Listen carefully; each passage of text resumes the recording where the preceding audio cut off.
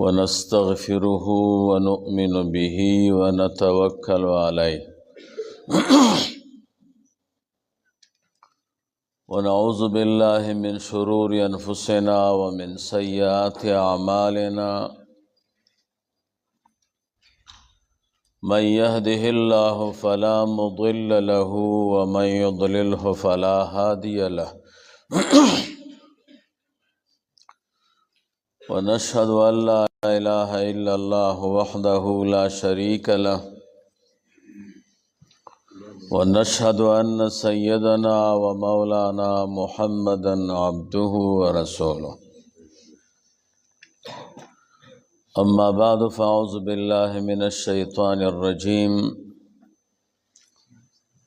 بسم الله الرحمن الرحيم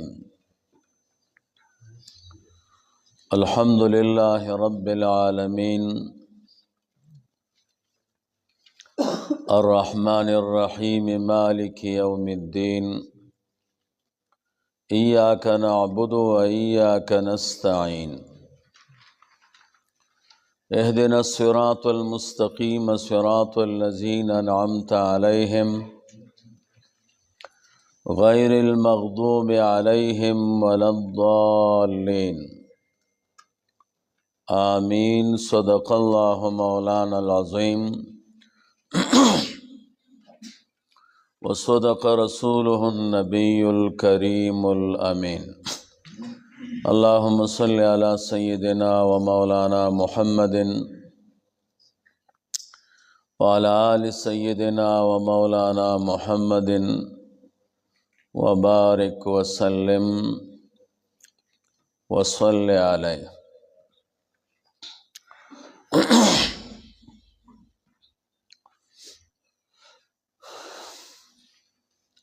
تاسو سره ما وعده د دریو شیانو کړې ده. یو د مسائلو تحقیق، دویم د قرآن کریم لفظی ترجمه مختصر تفسیر. کدا د الله کتاب دی نو بیا دا نه ختمي وخت کمی. او دریم د میراثو چیلنج.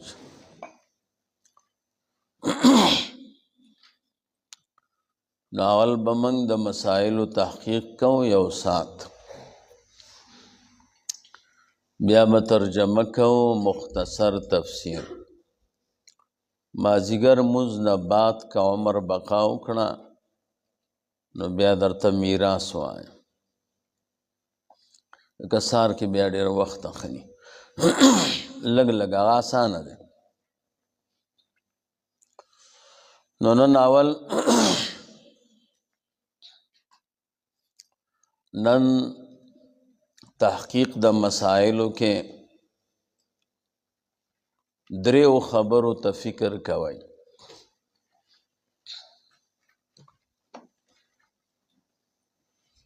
بیا بدری خبرې د ترجمه متعلق کوم. دا اولی خبرې تعلق د یو مقدمه سره ده. دا به درته بیا ډېره فایده وکړي. د دویمې خبرې تعلق د یو مسئلې سره دی، هغې ته وایي اختلاف.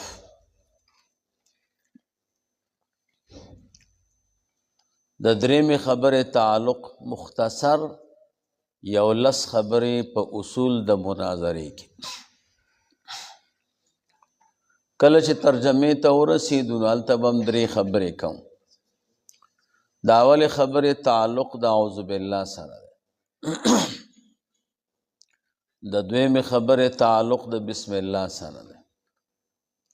او د درېمې خبرې تعلق د سورة فاتحه د لفظي ترجمې او د مختصر تفسیر سره دی.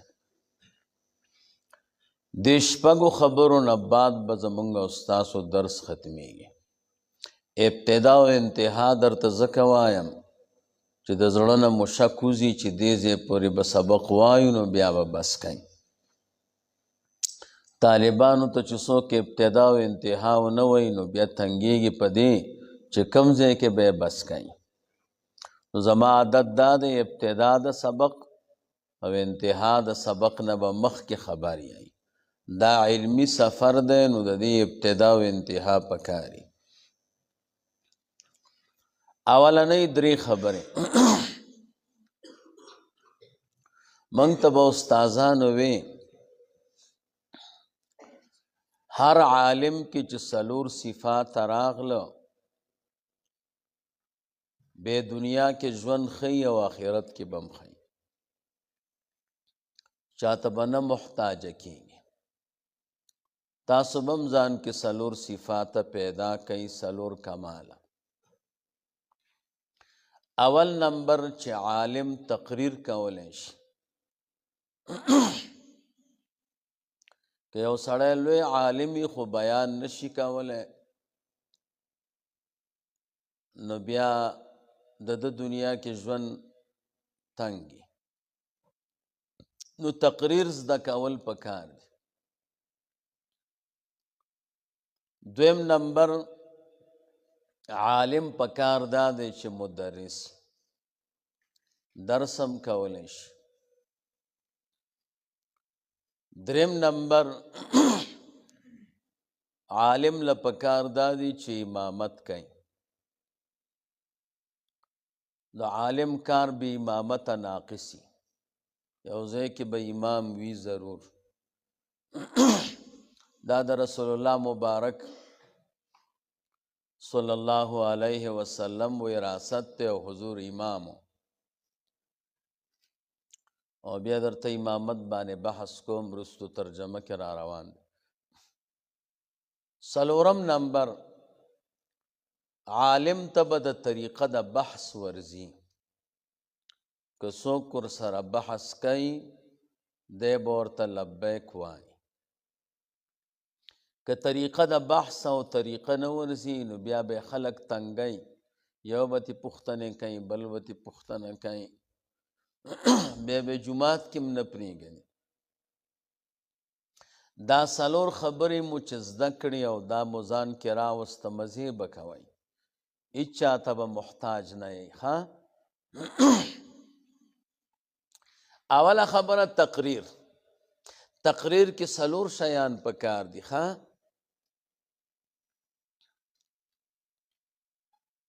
زه چې تورخم نه راوړېدلی نو ما یو مقرر لیدلی بس خو هغه سره مواد نه و. ما راوغوښته ما یې ښه مقرر یې الحمدلله خو کتاب نه ګوري شی د سره نشته. نو تقریر کې 4 شیان ضروری دي. د نیر نشي. اول نمبر بلاغت یعنی خبرې کول په مقتضا د حال. که مړی شی او د مړي خبرې کوه. که جلسه وه دستاربندي وه د حافظانو دستاربندي وه نو د قرآن کریم فضایل بیانوه. که د علم دستاربندي وه نو د علم فضیلت بیانوه. که سیاسی جلسه وه مجاهدینو ته حکومت ته د تقریر کاو نو بیا سیاست کې خبرې کوه. اکه بیا د مړي خبرې نه کوي.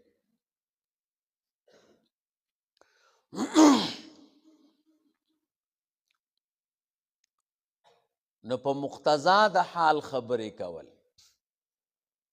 زمونږ استاسو مقررین خو تاسو لیدلی دي چې هغوی مجلس ته یو شی جوړي دی پکې بل شی وایي. دا صحیح کار نه دی. دا د تقریر د ارکانو نه خلاف دی. 2 نمبر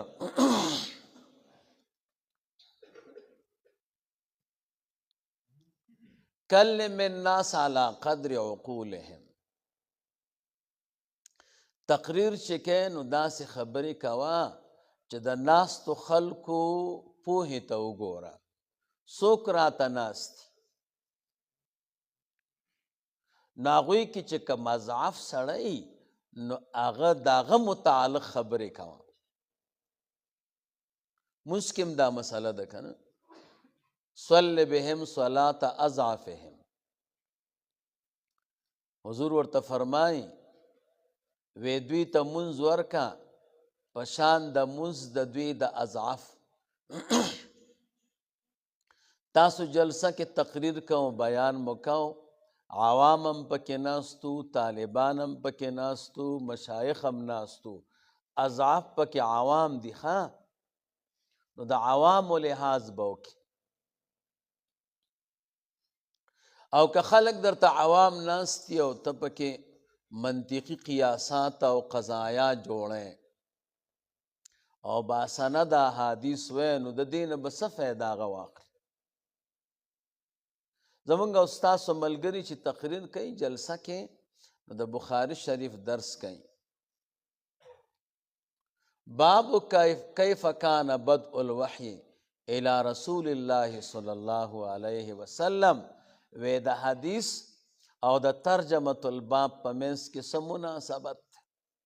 دا اوس د عوامو خبرې دي، دا د جلسې خبرې دي، دا خو نه دي. نو د عوامو اندازې ته ګورئ او د ناستو خلکو اندازې ته ګورئ، د هغې موافق خبرې کوئ. بالاتر خبرې مه کوئ، بیا خو ته څوک فایده نه اخلي. اسانه خبرو باندې لوی خلک پوهیږي او ګرانو خبرو باندې اسانه خلک کمزوري خلک نه پوهیږي. نو تاله داسې تقریر پکار دی چې ټول خلک پې پوه شي.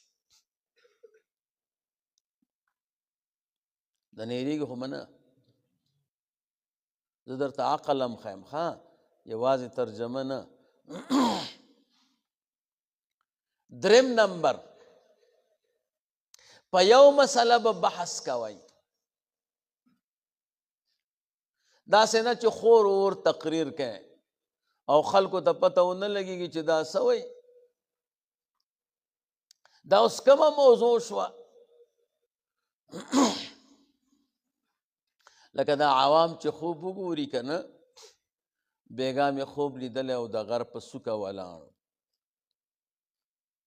بیا مې چې وکته نو اوبو کې مې لامبو وهل، بیا مې چې لږ مخکې لاړم که نه، نو اور مې بله او بخارۍ کې، بیا چې مخکې لاړم ډوډۍ مې خوړه او بیا تیاره کې ناستم او بیا مې کور د خټو جوړو. د دې خوب څه تعبیر دی؟ داسې تقریر به نه کوئ ښه،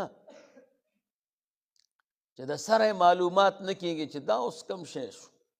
نو یو مسلې باندې بحث کوئ ښه، جلسې ته ځئ، تقریر ته ځئ، د جمعې مونځ ورکوئ، کتاب ګورئ، یوه مسله چې خلکو ته هغه زده شي. زما خپل عادت دا دی چېرته چې ځم نو یو مسله کو، یو خلکو ته یادېږي، ډېره خو نه یادېږي. خور ور تقریر مه کوئ چې بیا څوک یې په مقصد نه پوهېږي. څلورم نمبر خبره، تقریر به داسې کوې چې ستا د هغې لنډوالی او اوږدوالی ستا په اختیار کې. که ته غواړې چې اوږد کې چې اوږد شي، که ته غواړې چې لنډ کې چې لنډ شي. که لنډ تقریر دی اوږد که چې څوک در باندې پوه نه شي، او چې اوږد تقریر دی لنډ که چې څوک در باندې پوه نه شي. باید سړی لنډ تقریر زده کړی، هلته چې تقریر کوي ناظم ورته وایي لګیا اوسه، لا هغه شیخ صاحب نه دی راغلی، نو دله نور څه ورځي نه. نو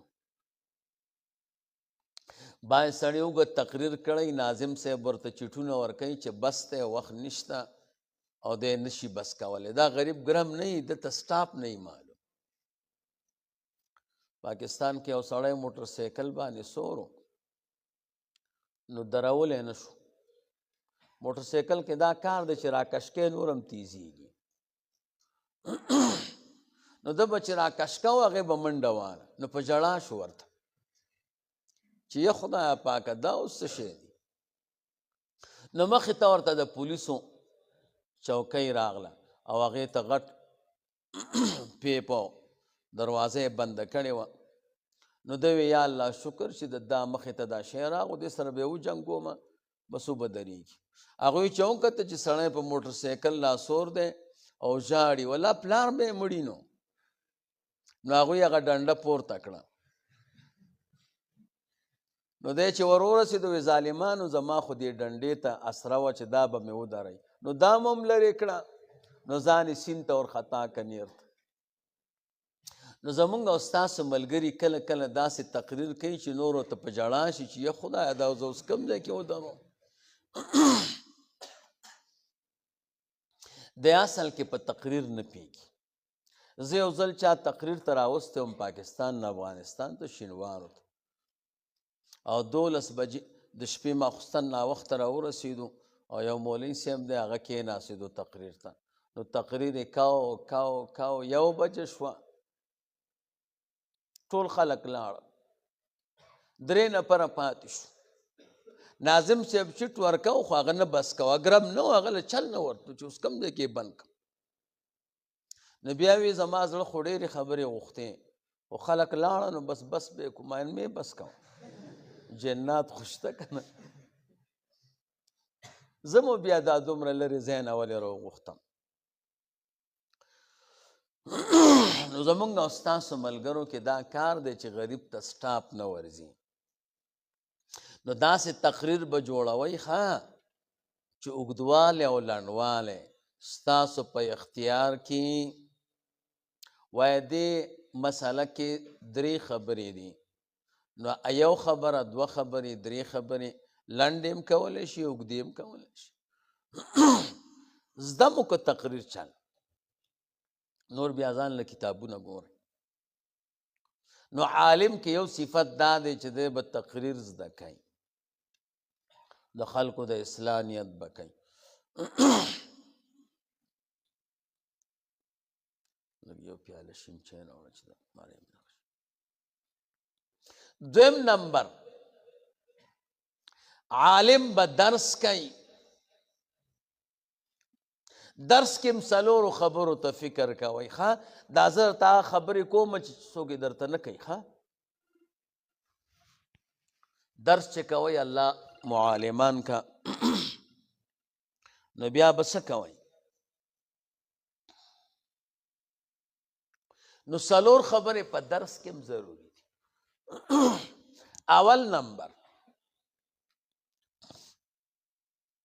کله چې فارغ شوئ او مغه کال باندې به درس کوئ، متصل درس کې به تاخیر نه کوئ. دا به نه وایي تنخواه څوک نه راکوي، رازق مو الله تعالی دی. ښه محتمم صاحب نه دی، غم مه کوه.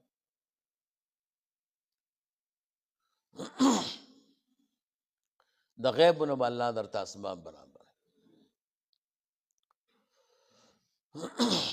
ولې که تاسو نه اول کال لاړه 2م کال لاړه، د عالم مثال داسې ستاسو د پوهې دپاره به درته یو تشبیه ویم، لکه د پیغلې جلکۍ.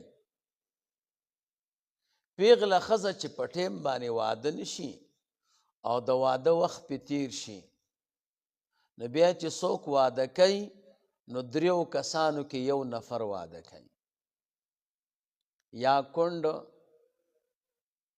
یا سپینګیره یا په بن واده کیږي. ولې د واده وخت پې تیر شکل. داسې مولا چې په وخت باندې درسونه کوي، دی به درس کوي 1 د 3 نفرو ته، یا به ماشومانو ته سبق وایي الف با تا سا. څوک یې مدرسه کې بیا نه پرېږدي.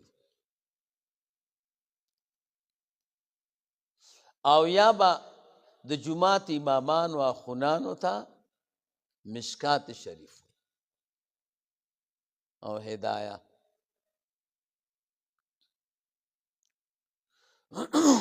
یا به تش امامت کوي، څوک ته بیا سبق نه وایي. نو چې کله فارغ شوي نو متصل بیا درس کوئ. ښه دویم نمبر خبره،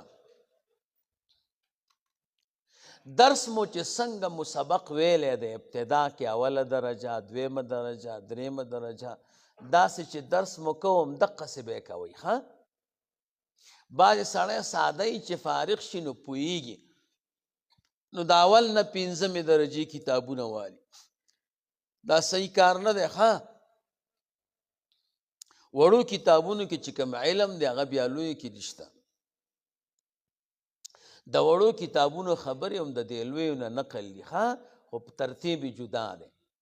نو اوله درجه دې په سبق کې ویلې ده، نو درس کې هم اوله درجه، نفس به دې مخکته شي، عاجزي به هم در کې پیدا شي. نو اول کال اوله درجه، دویم کال بیا دویمه درجه، بیا دریم کال دریمه درجه. څنګه دې سبق ویلی دی دغسې به درس کې. ښه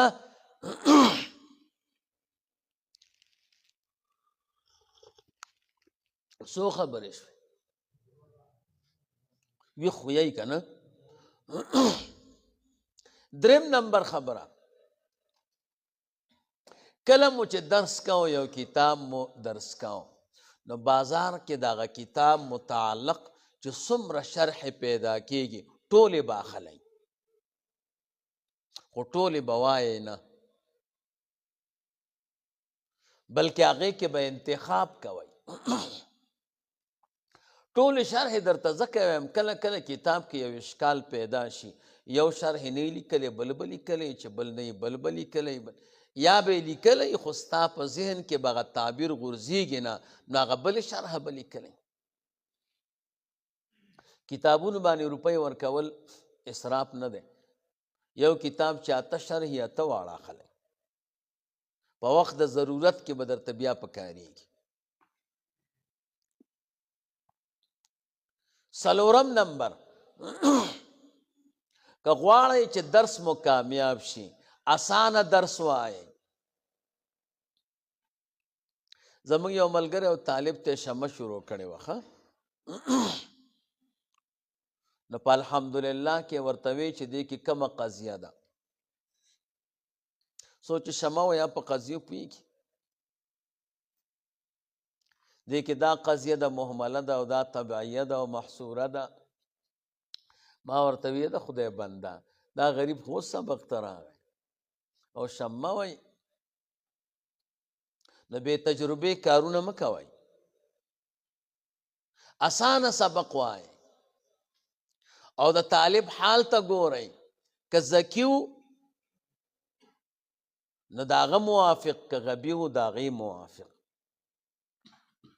ګرانې ګرانې خبرې مه کوئ چې هغه دنه فایده والي. ته داسې مه وایه چې بیا ما ته څوک ملا نه وایي، ملا هغه دی چې بل ته سبق وایي. او زمونږ استاد زمانه کې موږ طالبان تاسو هم الحمدلله اوس ښه داسې وخت به راشي چې دا کار به هم ختم شي، خلک ډېر لټان شو، د دین سره یې ربط کم دی، خلک یسر ته ګوري، اسانتیا ته ګوري. دا څلور خبرې په درس کې زده کوي. ښه دریم نمبر خبره، عالم به امامت کوي، امامت کې اتو خبرو ته فکر کوئ، بیا به نوسی او کړوسی به مو امامت کوي.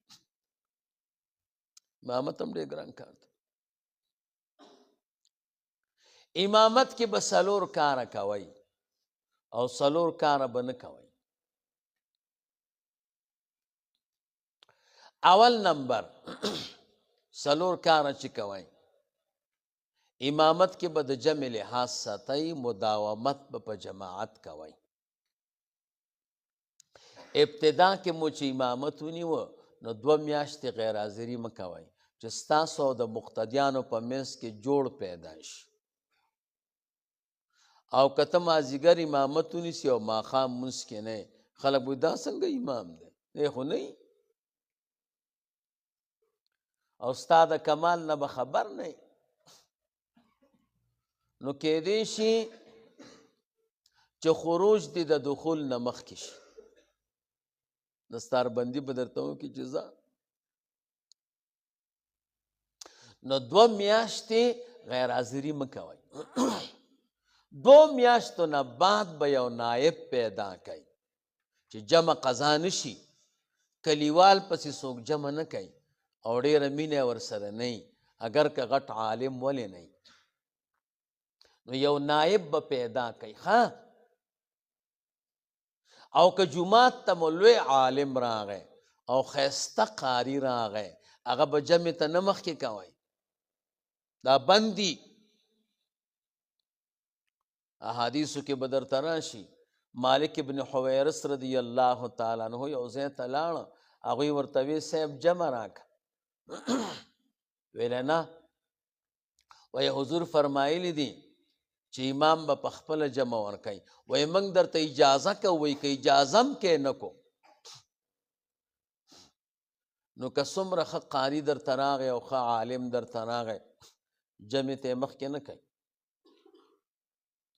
ولې که د هغه اواز ښی او ستا اواز کمزوری،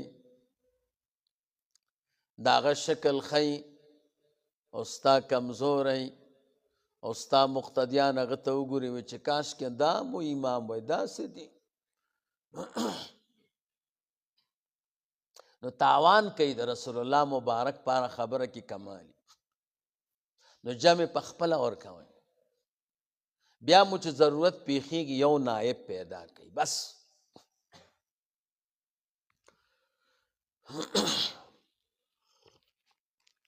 څو خبرې شوې دا ګوره هغه خبرې دي که اغوستونکی پیدا شي نو کیدای شي په 1 کیلو سره زرو باندې یوه خبره وایي.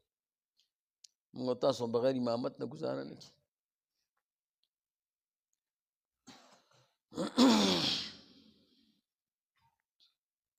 دویم نمبر خبره، خلکو ته به مسائل شروع کوئ. منځونه خو هر سړی ورکولی شي.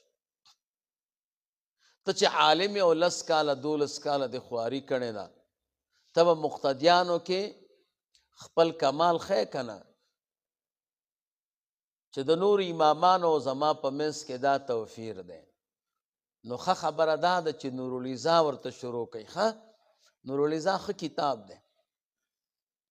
یو عالم وایي ما رسول الله مبارک په خوب کې ولید او د مصنفینو او د علماو ورته کتابونه راوړل. صاحب دا کتاب وګورئ، دا کتاب. امام غزالی رحمه الله ورته خپل کتابونه راوړل. نو احیاء علوم الدین تی پورته که رسول الله مبارک وی دا دی ښه کتاب لیکنی. یو کتاب په تخر کې نیولی و. امام غزالی صاحب ورته وی قربان دی تخر کې د کوم کتاب دی؟ وی دا نورالایضاح ده. دا مو یې ډېره خوښه ده. نورالایضاح ساده کتاب نه دی، زبردست کتاب دی. شاه صاحب تللی و مصر ته او د مصر په مکتبه کې نورالایضاح وکته، ډېره یې خوښه شوه. نو بیا یې هغه کتابخانې والا ته وی دا به زه ویسم هندوستان ته او چاپ به یې کم. وی نه صاحب اجازه نشته، کتاب نشه وړی. د شاه صاحب خو بهترینه حافظه وه، هغې ته به علماو سیاره کتابخانه وي او ویلې به که دا ټول کتابونه ختم شي زه بیا لیکم بغیر د 4 کتابونو نه. یو قرآن کریم، دویم بخاری شریف او درېیمه هدایه، 4م مثنوي شریف. هغه به اخبار نه کته. چا ورته یې ولې وي بس بیا مې ذهن کې پروت دی رانه هېرېږي نه. خو د قرآن کریم حافظ نه و. ورته وی ولې حافظ نه یې؟ وی قرآن کریم کې دومره اعجاز دی، زه چې د قرآن کریم آیت شروع کم نو ذهن مې د دې په کمال کې ورینه نشي، نو بیا واپس کیږي نه. نو هغه بیا د نورالایضاح وکته شاه صاحب او یاد یې کړه او بیا مصر ته لاړه، کاتب یې راوغوښته. وی دا کتاب مې یاد کړی دا ولیکه. بیا کتابچه کې ولیکه، بیا لاړه مصر ته. د اصل نسخې سره یې وکته، یو واو پکې اضافه و. زبردست کتاب دی ګور زما یو استاد و الله تعالی د غریق الرحمت کی شیخ عبدالقادر صاحب نوم د هغه بیا استاد مولانا محمد اعزاز علي الدیوبندي رحمه الله هغه په نور الرضا باندې حاشیه لیکلې ده او زبردست حاشیه ده موږ او تاسو سره چې کومه نور الرضا نو علماو د دیوبند ته مقبوله ځکه ده چې بره پې حاشیه ولیکنه نو ښه خبره دا ده او هغې کې داسې دي ولا اذکر الا ما جزم بصحته اهل الترجیح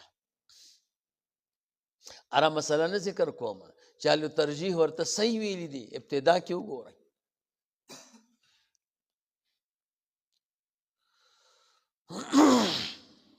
بیا په خپله حسن ابن عمار ابن علي ابن یوسف الشر بلالی الحنفی هغه په خپله بیا د نور الرضا شرح لیکلې ده امداد الفتاح شرح نور الایضاح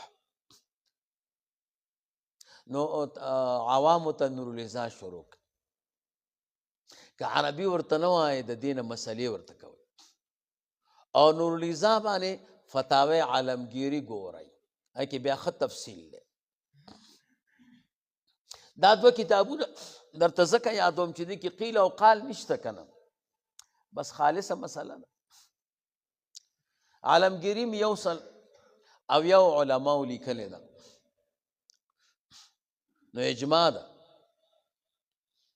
نو دا چې خلکو ته وایي نو هغې کې قیمتي مسائل دي تاسو ته به م یادېږي عالم ته فقه په دې یادېږي چې خلکو ته یې بیانه کړي ښه نو عوامو ته چې مسلې کوي نو تا ته به م یادېږي داسې خو سړي ته نه یادېږي څو کاره شو دوه تش امامت مه کوئ ښه د دین خدمت کوئ دریم نمبر د کلیوالو ماشومانو ته به سبق وایي یا خپله یا یو قاري ورته ونیسئ که خلکو روپۍ ورکولی شو نو ډېره ښه ده که نه شو ورکولی خپله یې ورته وایه دا ماشومانو ته چې سبق ووایي که نه دا بیا عالمان شي حافظان شي دا ټوله ستاسو صدقه جاریه ده دا به درته عملنامه کې الله تعالی لیکي څلورم نمبر دې کلي کې چې مخکیني کوم علما دي اگر که په اعتبار د علم سره کم دي د هغوی به قدر کوئ د مشرانو به قدر کوئ هغه علما اگر که په علم کې کم وو خو کمال یې دا دی چې خلک یې ساتلي دي په دین دا موږ او تاسو سبق ته راوتلي یو که نه دا زموږ او ستاسو د هغه زمانې د کم علمو علماو برکت دی که علم یې کم و خو خلک یې ډېر ښه ساتلي دي زمونږ استاسو بعضې ملګري چې په جومات کې امام شي یا مدرسه کې استاد شي نورو خلکو پسې خبرې کوي دا نه پیږي دا نه پیږي دا نه پیږي دا عالم اخوند دی نو د هغه خو دوستاني که نه د هغه خو ملګري نو ته چې د چا مشر پسې خبرې وکړې بیا خو یې تا نه زړه خفه کېږي که نه بیا هلته ته وخت نشي تېرولی ځکه ته خو ځوان یې او هغه سپین ږیری دی د هغه ملګري دوستان ډېر دي ستا خو دومره نه دي نو جذبه به نه استعمالی نو څلور کاره به کوئ زده مو شو جمع به په خپله ورکوئ مسائل به خلکو ته بیانوئ چې خلک د دین نه خبر شي چې خلک ته وپېژني چې دا عالم دی نو ستا قدر به کوي که نه ماشومانو ته به ورته سبق ښیي یا خپله یا نایب او دغه وخت او دغه د کلیوالو د سپینګیرو د ملکانانو د علماو به قدر کوئ دا څلور کاره کول پکار دي ښه څلور کاره به نه کوئ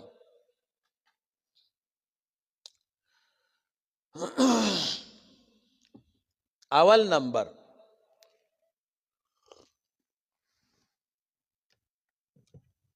د خلکو جرګې به نه کوئ مقتدیانو چا سره لانجه راله که نه چې راځه مولوي صاحب شیخ صاحب ته زموږ دا فیصله وکړه نه به کې ولې فیصله کې خو به یو په حقه یو په غلطه او ته به حقه فیصله کې نو غلطې والا به درنه خفه شي هغه بیا ماما لري، کاکا لري، ترور زوی لري، خپروال لري، نو نیم مقتدیان در نه خفه شوي والله که ورپسې مونځ وکړم. ځان نه ملک نه جوړوئ، امام یې بس د دین تعلق دی ورسره دی، ورته زه جرګې مرګې نشم کولی. نو جرګې به د خلکو نه کوئ، فیصلې به د خلکو نه کوئ. زده مو شم. دویم نمبر، خلکو سره به مقتدیانو سره به معاملات نه کوئ. معاملات معنا یو شی به پې خرڅی نه او تیاخلې به نه، او قرض به ورکې نه او قرض به تیاخلې نه. که یو شی د 10 روپو دی او مقتدي درته وایي ته خو برکتي سړی، تا نه به زه په 20 روپۍ والم، نه به یې ورکې. ته نه، تاسو سره مې دیني تعلق دی، د دنیا تعلق نه جوړوم در سره. یو شی بازار کې په 20 روپۍ پیدا کېږي، مقتدي په 10 درکوي، نه بیانې. روپۍ دې په کار شي، مقتدي نه به نه قرض کوي. که مقتدي در نه قرض غوښتو ته نه، زه خو امام یم، زه خو تجار نه یم. عوامو کې دا کار دی چې مسله درته په دغه راغله که نه، د دنیا په معامله بیا جومات ته هم نه راځي، مونځ هم درپسې نه کوي، مسله دې هم نه اوري. نو د دین ته خو دې دیوال ووو. نو معاملات به نه کوئ چا سره مو چې د دین تعلق و بس پرې بی دی، د دنیا تعلق به سره نه جوړوئ. څو خبرې شوې، د نه یېرې نشي ګوره. دریم نمبر، بیګیري هلکانو سره به نه کښېنئ. نه به جومات کې ځان سره کښېنوئ، نه به ورسره ځئ هوټلو ته. باید سړی دومره ساده مقتدیانو کې د هلکانو کې محبت ډېري او مینه پکې ډېرې په نسبت د سپین ږیرو. راځه مولوي صاحب چې هوټل نه دی بوځم، راځه نه به ځې ورسره. دا خو دور الفتن دی، د خلکو ذهنونه د ګندګۍ نه ډک دي. نو بېګیرې هلکانو سره برابت نه کوشش کوئ، سپین ږیرو سره، او که نه چې ښه غټه ږیره وي. څلورم نمبر، اجرو کې دکانونو کې بچا سره نه کښېنئ. مقتدیانو کې دوستان پروا نه کوي، خو مقتدیانو کې به سره نه کښېنئ. ولې په اجرو کې په دکانونو کې خلک هر څه وایي، ته به مر شی وی، نو چې کم عظمت او قدر د علم دی بیا دې هغسې نه کوي. بیا یې استاد موږ سره ناست یو دا وایي او دا وایي. څو خبرې شوې. نو څلور به کوئ، څلور به نه کوئ. نو لمسي به مو امامت کوي، څوک هم ترې شړلی نه شي. بیا زده مو شو چل.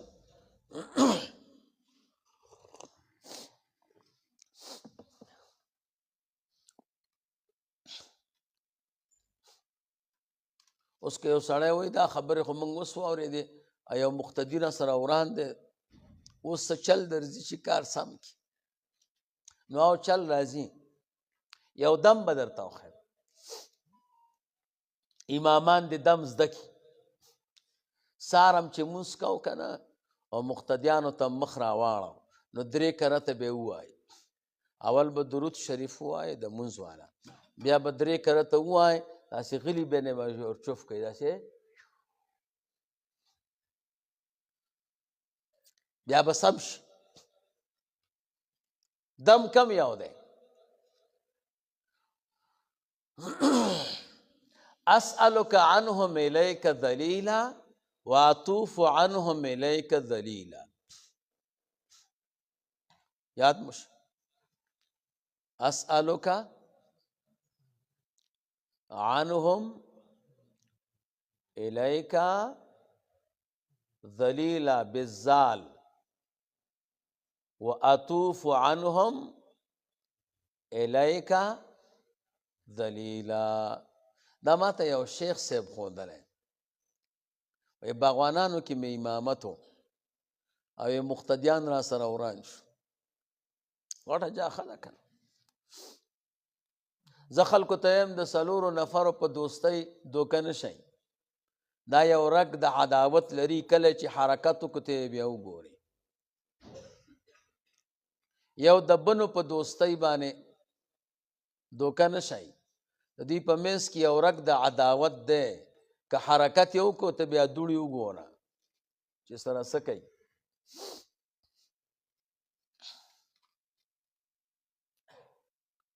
دویم د تربورانو په منځ کې د دوی په دې دوستۍ ډېر مه غلطېږه، ویښ ورته اوسېږه. دوی یو رګ لري د عداوت، که حرکت یې وکړه که نه بیا ته نخره وګوره.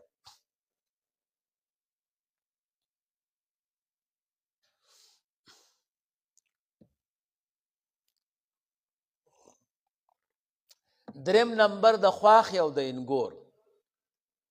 د دې په دې دوستۍ ډېر مه غلطېږه. د دې په منځ کې یو رګ د عداوت شته، که حرکت یې وکړه نو ته بیا شور وګوره چې څه کوي. یو بل نه سرونه بیا کش کوي. څو شو؟ څلورم د مقتدیانو د امام په منځ کې ډېر په محبت مه دوکه کېږه. د دې په منځ کې یو رګ شته، که حرکت یې وکړه چې زه استاذه موږ وی شړه وم شړوئ. پوهېږې که نه پوهېږې؟ پاکستان کې یو امام 25 کاله امامت کړی، یو ځل 15 دقیقې مخ وروسته جمعې ته راغی. ملک صاحب ورته وی چې امام صاحب ویا وی 15 منټه خو تیر دي ویا وی لږ ناوخته شو را باندې. وی نه دا ستا عادت جوړ شو، به جمع به بل څوک ورکړي او ته ځه. هغه ورته وی دا کم پروګرام دی، 25 کاله مې امامت کړی، په 15 دقیقو دې ختم کړ. ویلې بس نو موږ ستاسو ګزاره نه کړي. نو ویښ به اوسېږې. ګوره داسې مه وایه چې مقتدیان رانه ځان قربانوي او بس کړیانې را باندې خوري او دغه. دا رګ ته ګوره، که حرکت یې وکړو که نه سیده به روانې. نو هغه وی دا مقتدیان را سره وران شو. ما وی یا خدایه زما خو دغه امامت دی او دغه مې د رزق سبب دی، اوس به څه کوم، چېرته به ځم؟ وی د شپې مې خوب ولیده، یو بزرګ راته خوب کې راغی. وی راته وی ډېر خفه یم. ما وی ډېر خفه یم، مقتدیان در سره وران دي. ما را وران دي را سره. وی دم به درته وښیم که نه.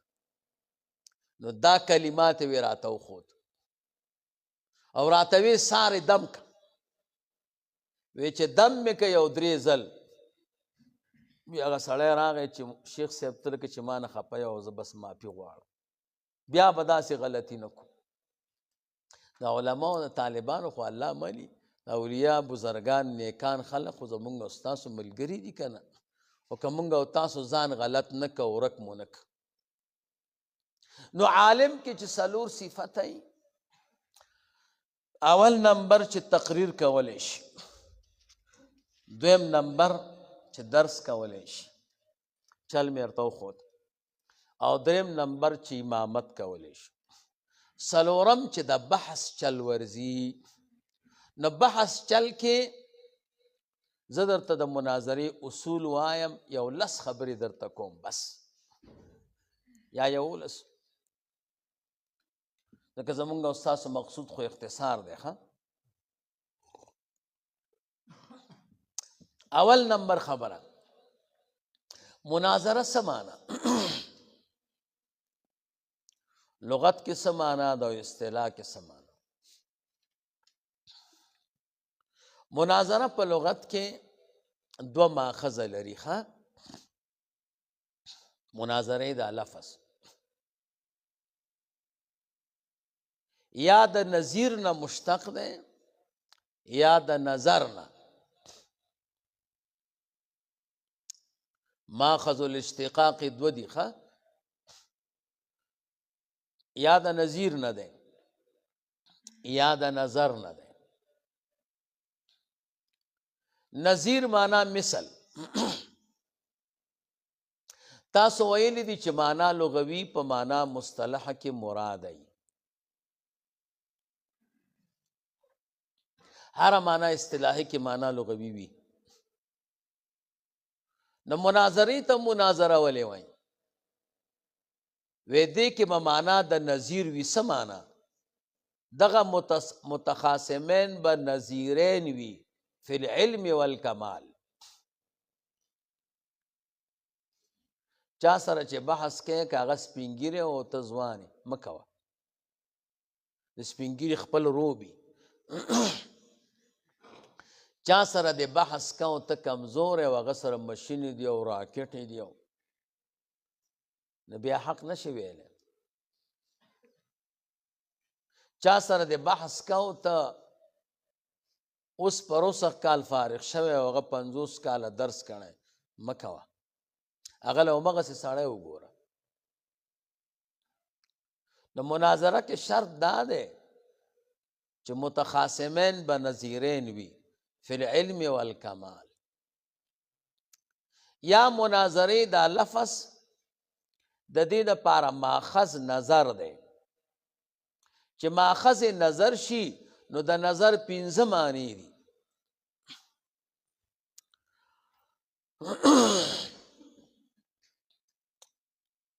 اول بمعنى الابصار قتل نو مناظرې ته مناظره ولې وایي وې دې خبرې ته پکې اشاره ده چې یو مناظر به بل مناظر ته ګوري په غایب مناظره نه کېږي یو بل به ورته ښکاري دویمه معنا د نظر التفات النفس الى المعقولات د نفس قتل دی معقولات نو بیا مناظرې ته مناظره ولې وایي څه معنا ده اشارة الى توجه الفکری الى الدعوا والدلیل څوک چې مناظره کوي او کومه دعوه خلکو سره لیکي نو دې کې به توجه فکری کوي په هغې به فکر کوي چې دا زه څه وایم دلیل چې بیا پیش کوي په وخت د مناظرې کې نو په فکر باندې به پیش کوي داسې دلیل به پیش کوي چې مقابل په اعتراض ونه کي جرح پې ونه کي په دعوه به فکر کوي ښه زمونږ مناظره وه د رفع الیدین کې پاکستان کې وخت کې ما تجربه هم نه وه نو ما ورته یو دعوه ولیکله ما رفع الیدین د رسول الله مبارک قولی سنت نه دي بس او هغه فکر ونه که هغه پې هغه بس مناظرې ته راغی نو ما ورته وی اوس دلیل وایه د دې دعوې موافق نو دلیل د فعل وی او دعوه و د قول نو 4 ساعته کې قول ونه خود وستا دعوه غلطه ده مې ځکه پې مناظره ده که نه زما دعوې ته چې تا صحیح وی نو بیا د مناظره د څه شي کول نو فکر به کوې بې فکره دعوې به نه لیکي ټول کار دعوه کی ها دلایل بیا وروستو خبرې دي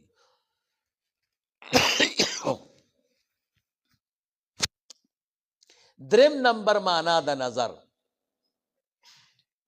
التأمل فی المعقولات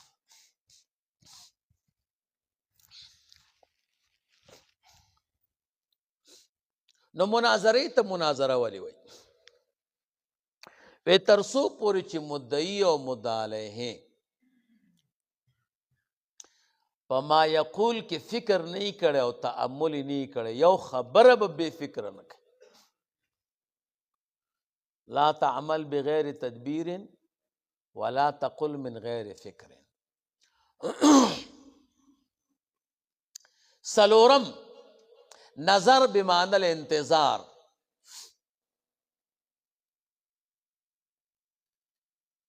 نو مناظرې ته مناظره ولې وایي څه معنا ده ان ينتظر احدهما الاخر بحث مو چې کو نو دا یو به د بلې خبرې انتظار کوي ولا يتكلم في حق كلامه د هغه د خبرو په منځ کې به خبرې نه کوي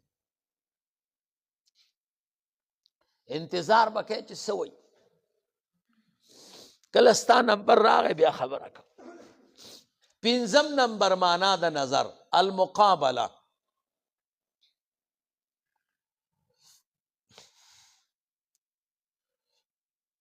نو څه معنا ده مناظره اله کیږي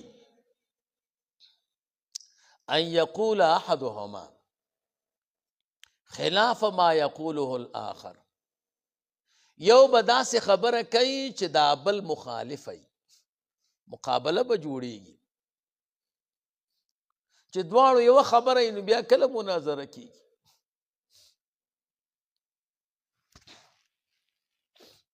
او یا دا معنا ده ان یکون احدهما مقابلا لوجه الاخر دا یو به د بل مخ ته مقابلي ځکه ورته مناظره وایي دا معنا لغوي ده ښه اصطلاح د علماو کې مناظره چاته وایي توجه المتخاصمین فی النسبة بین الشیئین اظهارا للصواب توجه المتخاصمین د متخاصمین یو بل ته توجه ده مناظره په مابین د علماو کې میخه او په مابین د اولیاو کې می او د اولیاو مناظره باندې موږ او تاسو نه پیږو ځکه چې موږ خو علم القال والا یو کنه د اولیاء بزرګان هم یو بل سره مناظره کوي او هغه بیا توجه قلبی ده او علما چې یو بل سره بحث کوي نو دا توجه مقالی او لسانی ده نو مناظره وی توجه د متخاصمینو فی النسبة بین الشیئین اظهارا للصواب نسبت نه مراد نسبت خبری دی ښه په نسبت انشائی کې مناظره نه ځکه هغه کې محکی عنه نه کوي صدق او کذب پکې نه جوړیږي په انشاء کې تاسو نه خمیر کې ویل دی باندې یو اعتراض هم دی چې ته مناظره وی توجه د متخاصمین فی النسبة بین الشیئین اظهارا للصواب نو دا اظهارا للصواب خبره د صحیح نه ده ولې د دوو کسانو چې منځ کې مناظره ای خو یو په حق یو په غلطه ای کنه نو دا یو د مناظرې سره اظهار د ثواب راځي دا بل سره خو نه راځي خو په حق نه دی او حالان کې دواړه مناظرې دي هغه دی هغه مناظر دی دا مناظر نو جواب به وکړي ښه اظهارا للصواب دا غرض دی د مناظرې او قانون دا دی ښه چې د یو فعل نه یو شی غرضی ضروری نه ده چې دغه غرض دی عقیب ذلک الفعل موجود شي د یو فعل نه یو شی غرض دی یو کار دی یو غرض د پاره کې ضرور نه دی چې د دغه فعل نه بعد دی دا غرض هم موجود شي دا نه ده ضروري لکه یو سړی چې لرګی اره کوي مقصد دا دی چې دا اره شي او دوه شي خو لرګی دومره کلکې چې اره نه شي وی هلکه لرګی مې اره کو خو اره نه شو شیشه مې ماتوله خو ماته نه شو نو کله کله غرض من الفعل پس ته وجود د دې فعل نه موجود نشي کور خلق جوړی چې زه به پکې اوسېږم او شپې ورځې به تېروم کور جوړ کي او پکې ونه اوسېږي یا ترېنه مړ شي یا چاته په اجاره ورکړي یا خرڅ کړي نو منم چې دواړه مناظرین دواړه اظهار د ثواب کوي خو د یو نه وشو یو نه نه ځکه دا غرض دی او پس د دې فعل نه وجود د دې غرض ضروري نه دی څو خبرې شو یوه ویښ کښېنئ ښه دویم نمبر خبره ارکان د مناظره څوک چا سره بحث کوي نو ارکان د مناظره سلور دي ها. اول نمبر مدعی، دویم مدعا علیه، سلورم دعوه، دا دریم دعوه، سلورم دلائل. دا سلور خبرې پکې ضروری دي ها. مدعی، مدعا علیه، دعوه، دلائل.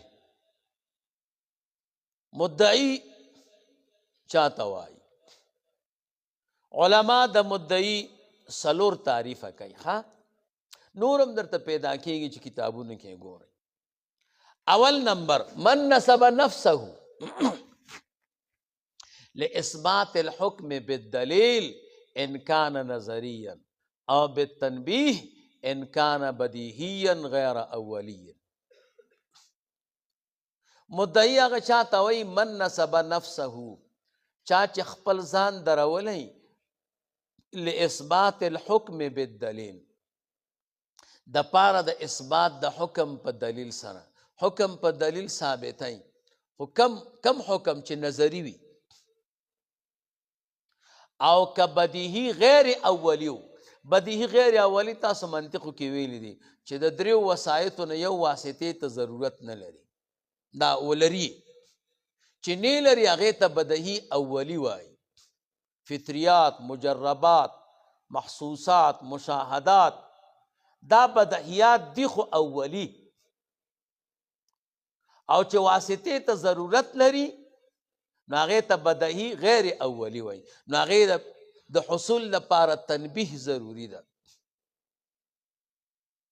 نو مدعی هغه چاته وایي من نسب نفسه لإثبات الحكم بالدلیل ان كان نظريا او بالتنبیه ان كان بدیهیا غیر اولی. دویم تعریف من اذا ترک ترک. مدعی هغه ته وایي چې خبره پرېږدي منازعه ختم شي. لکه زمونږ او د غیر مقلدینو یو مسله کې لانجه ده، موږ هم امین وایو او دیم امین وایي، خو دوی په زوره وایي. دې کې دوی مدعیان دي، بس په زوره دې نه وایي، لانجه ختمه شوه. من اذا ترک ترک، چې خبره پرېږدي نو ترکت المنازعات، منازعه هم ختمه شي.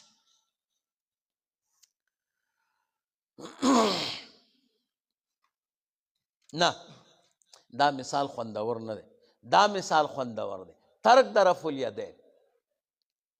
منګ رفع الیدین نه کوو په تکبیراتو انتقالاتو کې، او دوی کوي.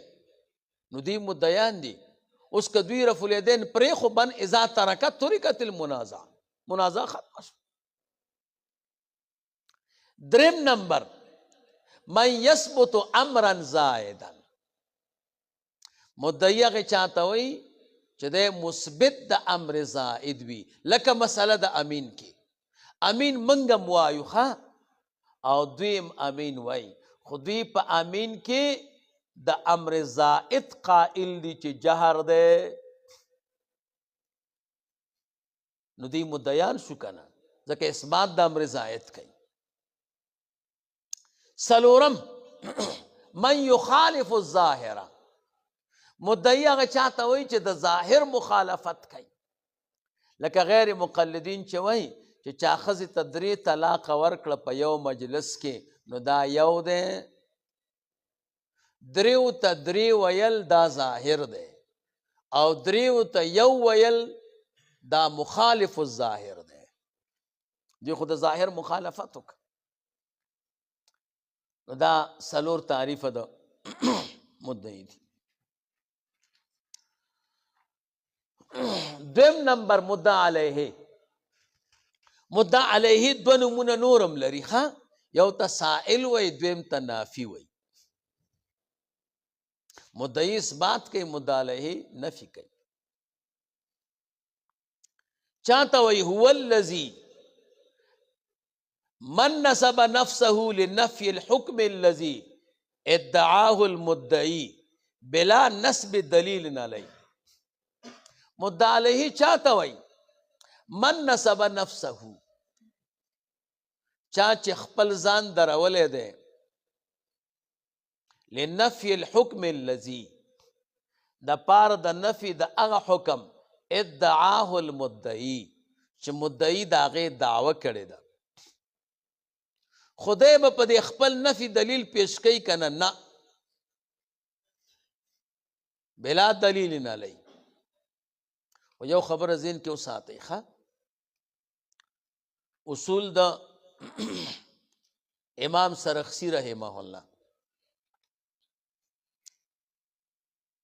هغې کې لیکلي دي چې نافیان دوه دي. یو داسې نافي دی چې اعتماد د نفي په عدم الدلیل ده، ځکه نفي کوي چې دلیل ورسره نشته، نو د باندې بیا دلیل نشته. نو لا دلیل علی النافی انما الدلیل علی المثبت. یو داسې نافي دی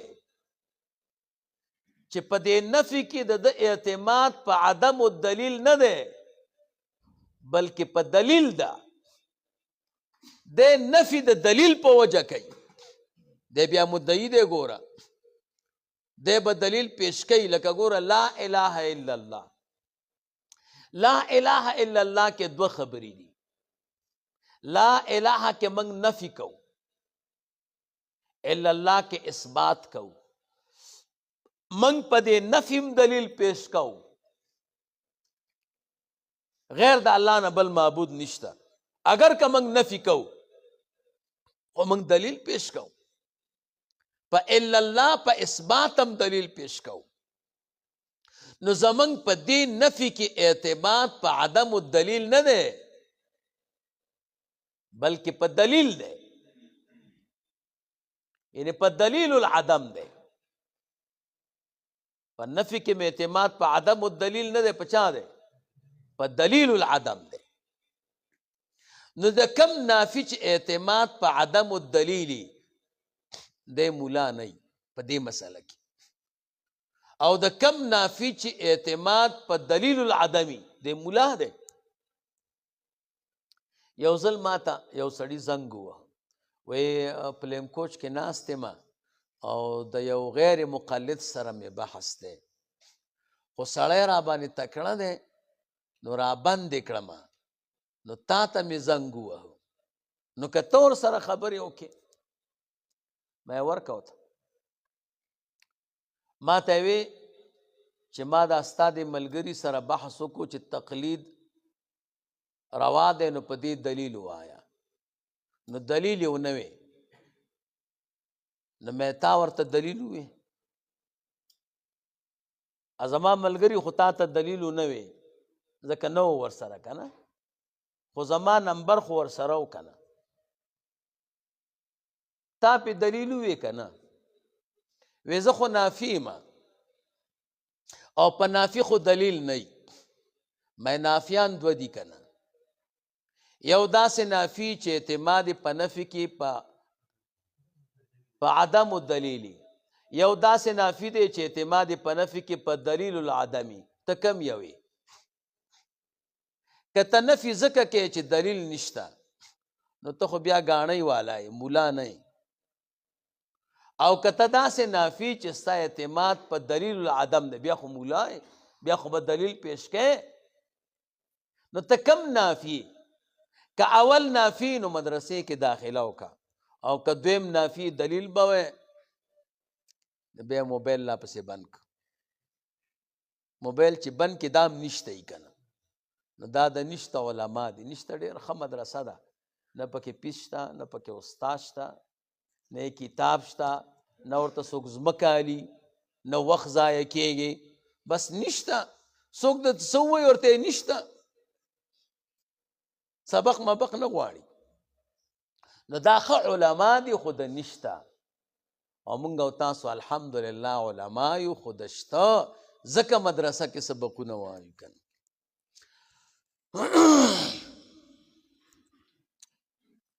دریم نمبر دعوه چاته وای؟ قضیه یشتمل علی الحکم، دا یو قضیه ده چې په یو حکم مشتمل وي، اشتمال الکل علی الجزء، په شان د اشتمال د کل په جز باندې. کم جز؟ المقصود اثباته، المقصود اثباته، هغه جز چې داغه اثبات مقصودی، بالدلیل او اظهاره بالتنبیه. سلورم پارکان د مناظره کې دلائل دي. نو دلائل دو قسم دي ښا، یو ته دلائل تحقیقیه وای، یو ته دلائل الزامیه وای. د نیر نشي دا قیمتي نکته درته وایم. دلائل تحقیقیه دی توای ما يلزم من العلم به العلم بشيء آخر، جستا علم په دلائل راشي نو علم دی په دعوه باندې خود به خود راشي، یعنی هغه دلائل چې مثبت د دعوی دي، دعوه ثابتای. یاد سی وایا او مؤلف من قضایا لتعدى الى مجهول، یا دلائل تحقیقی دی اغا دلائل توی چې مؤلف د داسې قضایاونه چې سړی مجهول ته ورسای. خدای کې دا شرط ته ويذكر فيه المقدمات المسلمة عند المستدل. دلائل تحقیقیه کې دا ضروری ده چې کم دلیل مستدل پیش کوي چې دی ورته دلیل وای. که مستدل ورته دلیل نه وي دا بیا تحقیقی دلیل نه دی، دې سره اثبات د دعوی نه راځي. تاسو چې مناظرې ته فرضاً لاړئ نو دوی اکثر زمونږ استاسو کتابونه پیش کوي، دا نور الانوار کې راغلی، هدایه کې راغلی، موږ صحیح ده، خو دې دلایلو باندې اثبات د دعوی نه راځي ځکه دعوه ستا ده او دلیل زمونږ وی. تاسو هدایه ته یا نور الانوار وغیره ته خود دلیل نه وایي که نه، نو دا دلائل تحقیقیه نه دي. دویم نمبر دلائل الزامیه، ما يكون مقدماته مسلمات عند الخصم دون المستدل. الزامیه غي توي چې داغه مقدمات مسلم وي او خصم ته مستدل ته نه. زه هغه دلیل درته وایم چې تا ته مسلم دی ما ته نه. نو دلائل الزامیو کې دا کار دی چې فلا يفيد اثبات الدعوه بل اسقاط الخصم. دعوه په نه ثابتېږي ښه، صرف خصم اسقاط مقصود وي. دا دی وخت کې چې څومره مناظرې کېږي دې کې دلایل تحقیقیه دوی نه وایي، ټول الزامیه وایي. ستا د کور نه وي ستا جواب درکوم، موږ وی زمونږ د کور نه خو ته جواب راکې خو په دې سره د دعوه نه ثابتېږي، دا خو ته دلیل الزامی وی او دعوه خو ستا عقیده ده نو په هغې دلیل ووایه. داسې کتاب وښایه چې ستا په نظ هغه دلیل.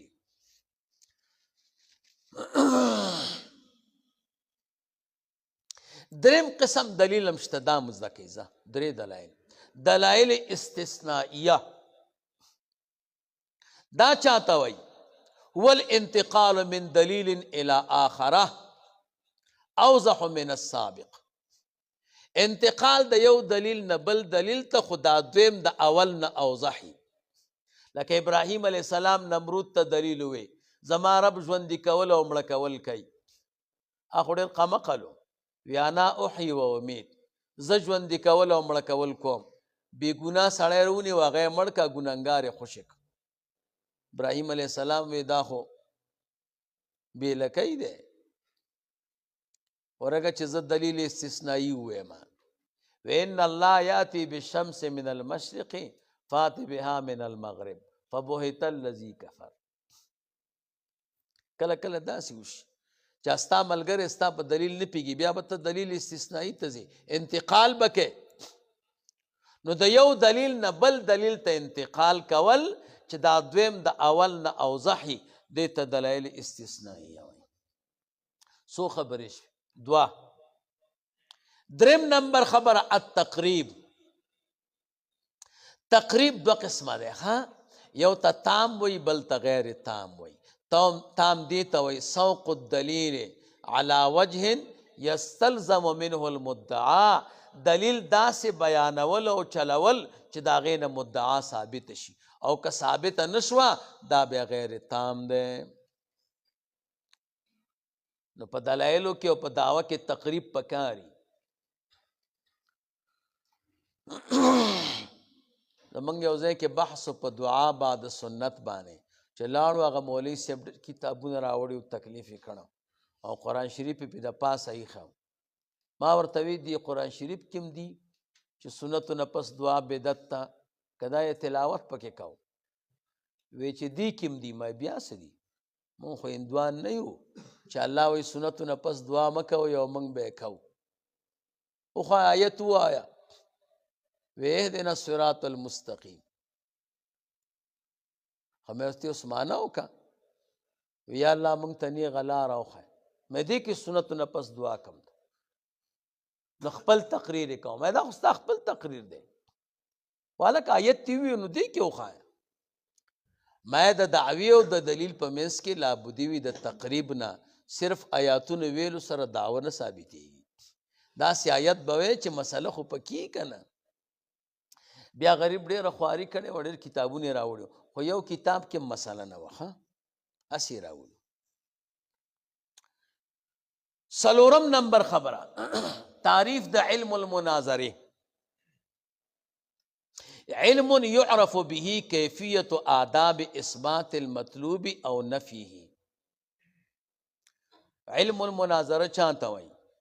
علم یو علم دی يعرف به چې پیژندې شي په سبب د دې کیفیت آداب اثبات المطلوب، کیفیت د آداب و د اثبات د مطلوب، او نفیه یا د مطلوب نفی، او نفی دلیله یا نفی د دلیل د مطلوب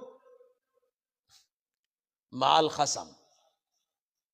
یا دسی وایا علم الباحث عن کیفیت البحث.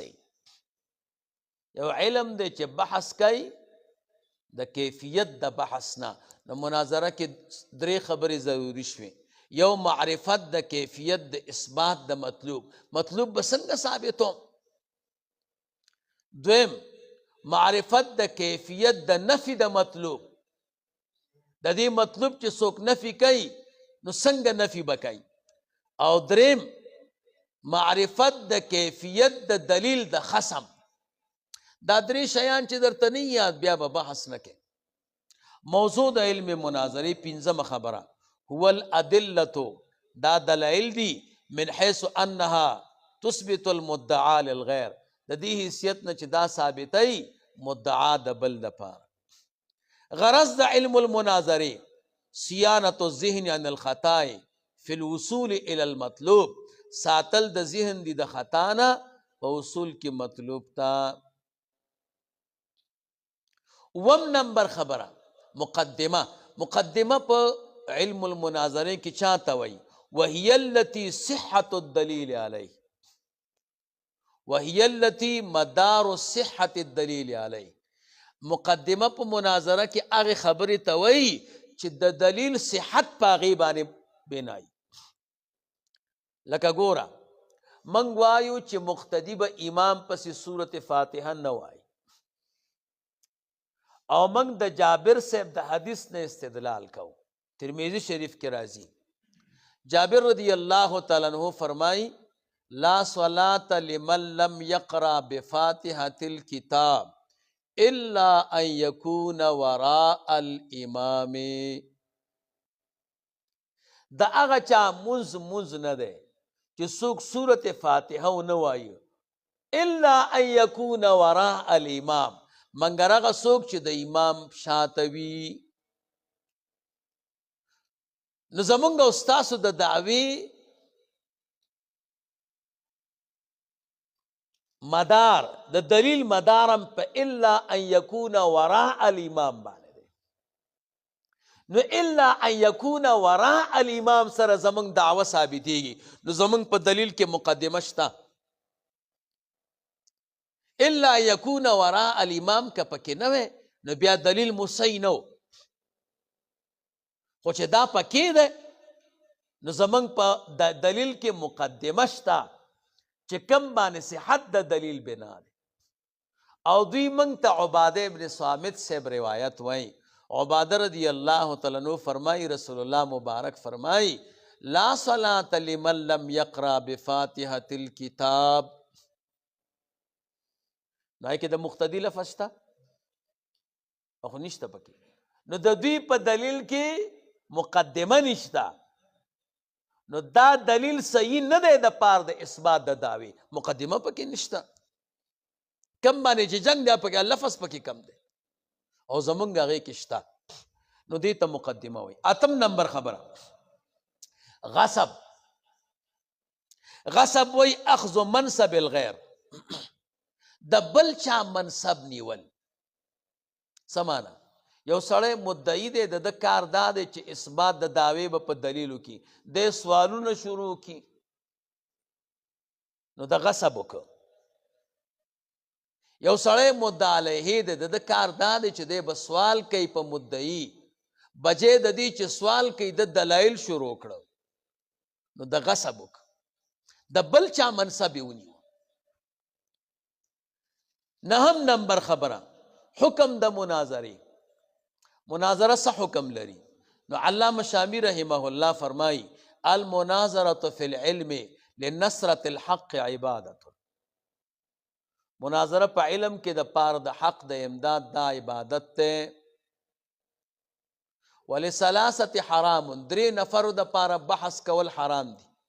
یو لقهر المسلم، مسلمان مقهور کې او شرمه ستا مقصود اظہار د ثواب نہیں د یو مسلمان بیزتی دا بیا حرام دے. دویم ولی اظہار العلم، ستا مقصود د دین خدمت نہ دے خپل ملاتوب خلقو تخکارا کے. سلورم ونیل الدنیا، دنیا پہ ځان لګټي. نو د دې دریو نفرو د پاره حرام. او تاسو دغه کې ویلي د شرع العقاید کې دویم نمبر مخ کې چې د 2 نفرو د پاره مناظره نه ده پکار. بیا هلته وګورئ. لسم نمبر خبره صور د مناظرې او د مباحثې. و صورتونه لري. اول نمبر ته چې چا سره بحث کې ستا مقابل متردد فی الحکم دی او طالب د حق دی، خود شبهات لري او تا سره بحث پدې کوي چې ازاله د شبهات راشي نو د سره مناظره کول واجب دي او فرض دي چې داغه شبهات ختم شي او د خو طالب د حق. دویم نمبر ستا مقابل طالب د حق نه دی خو لیکن تا ترې نه امید شتا که زه د سره بحث وکم نو کیدی شي چې حق ته راوړي نو بیا مناظره مستحبه ده. دریم نمبر صورت ستا د مقابل حق ته د راوړېدلو امید نشته، راوړي نه، خو ته چې ورسره بحث وکړې نو ضرر هم پکې نه وي نو بیا دقه مناظره ام مستحب ده ځکه خلکو ته خو معلومات وشي کنه. څلورم ستا مقابل حق ته نه راجع کېږي خو د فتنې ویره ده،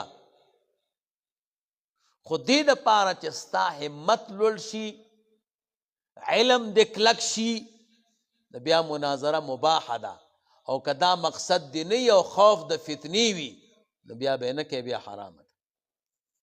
پنځم نمبر ته چې چا سره بحث کې نو امید دې نشته چې راووړي خو فساد ترې نه جوړیږي، یقین د فساد دی نو بیا په دې صورت کې مناظره حرامه ده. شپږم نمبر مسائل غیر ضروریو کې مناظره حرامه ده، لکه مسائل د تقدیر شو. الله تعالی مونږ او تاسو په دې نه نیسي چې په الله المحفوظ ولې نه یې پوي، په تقدیر باندې ولې نه یې پوي، په ازل ولې نه یې پوي. دا مسائل غیر ضروری دي. یا مشاجرات د صحابه منځ کې چې کوم اختلافات او جنگونه شوي دي، په دې مناظرې کول دا صحیح کار نه دی. وم نمبر ستا مقابل حق ته نه راوړي، تا ته ښه معلومات دی چې حق ته نه راوړي، لیکن عوام دوکه کوي. دې دپاره بحث کې چې عام خلک ترې نه بچ شي، نو بیا مناظره واجبه ده چې عام ساده مسلمانان د دوی په نقصاناتو پوه شي. 11 اخیری خبره، آداب د مناظرې. چا سره مو بحث کوو د هغې آداب. 11 آداب ذهن کې ساتئ ضروري. اول نمبر کله مو چې بحث کوو د یو بل خبرو ته به غوږ دی، د هغه په خبرو کې به یا هغه به ستا په خبرو کې خبرې نه کوي. دویم نمبر یو بل ته بیکاره خبرې، کنځاوه، ټیلې ورکول، جنګ کول، دا بند دي. دریم نمبر هر ملګری به د خپل عقیدې او د مسلک اظهار کوي. څلورم کومه مسله چې مقرر ده د هغې نه به تجاوز نه کوي، بس په یو مسله باندې به بحث کوي. پنځم داسې خبرې به په بحث کې نه کوي چې مفید نه وي. شپږم اواز به بې ضرورته نه پورته کوي. اووم هغه مسایلو باندې به ورسره بحث نه کوي چې خارج د موضوع نه دي. کومه موضوع ده بس په هغې به بحث کوي. اتم داسې کتابونه به دلایلو کې نه پیش کوي چې مستدل ورته دلیل نه وي او د خصم په نسبت باندې هغه دلیل، یا داسې کتابونه به نه پیش کوي چې عمده لیکلي هغه خو هغه ته مقبول نه دي. نو د داسې دلایلو نه به استدلال کیږي چې مسلم عندهما. نهم که نقل کو نو تصحیح د نقل به کوي، کتاب به ورته ښیي. لسم په یو مسله به بحث کوي. 11 داسې دلیل به پیش کوي چې مستدل ورته دلیل وای، یعنی دلایل تحقیقیه به پیش کوي، دلایل الزامیه نه.